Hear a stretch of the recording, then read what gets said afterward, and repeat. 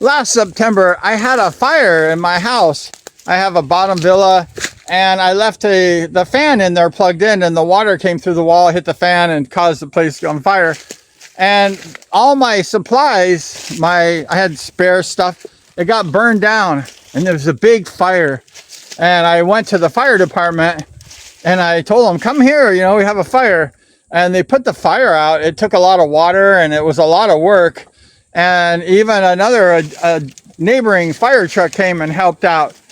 But that was really cool. And I told the fire guys, they go, how much money do you want? Because they really, you know, saved my house. It's made out of concrete, so it didn't burn down like a wood house. Never build a wood house. If you get a fire, it's going to go up in smoke. But I went ahead and offered these guys money for the firemen. And they said, no, that's part of our job. Because in the Philippines, it's different than, let's say, America, because a lot of people, they just want cash and grease money for everything you do. So I offered them money, and they said, no, that's part of our job. So I had a lot of burnt stuff in this fire. It was horrible. And it was destroyed. I went ahead and cleaned it up and put it in a big pile. I went to the barangay, and I told them, could they haul the stuff away? Because that's how they do it. And they did. They hauled the stuff away. It took like 2 or 3 truckloads, big truckloads of stuff. And I cleaned out all this burnt stuff. It was a lot of valuables, a lot of things that I really, you know, liked.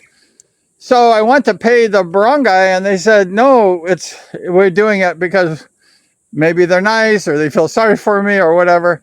And I thought, that's really nice. You know, you have this big disaster, and then the barangays, they're chipping in, trying to help you through this crisis.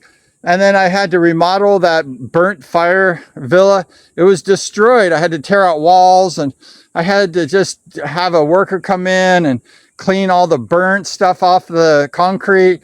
And I remodeled it.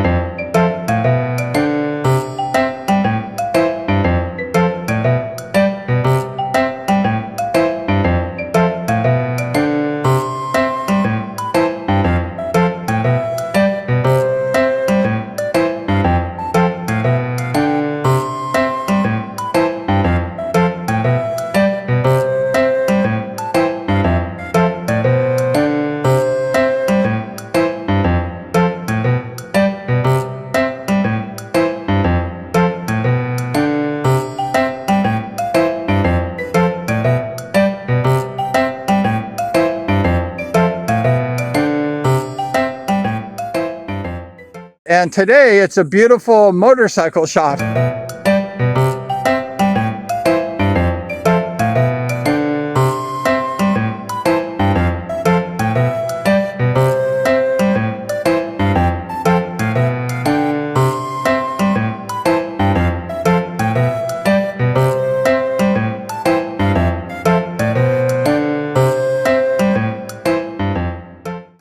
And even though I didn't like the fire, it turned out to be a blessing in disguise, because now I have this beautiful motorcycle shop. I park my motorcycles, I can lock them up, and I have a place to work on my bikes. I have a workshop, a storage place for my bikes.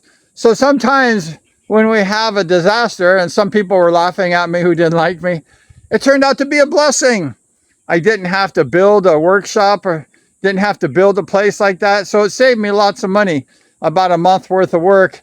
And it turned out to be a beautiful motorcycle shop.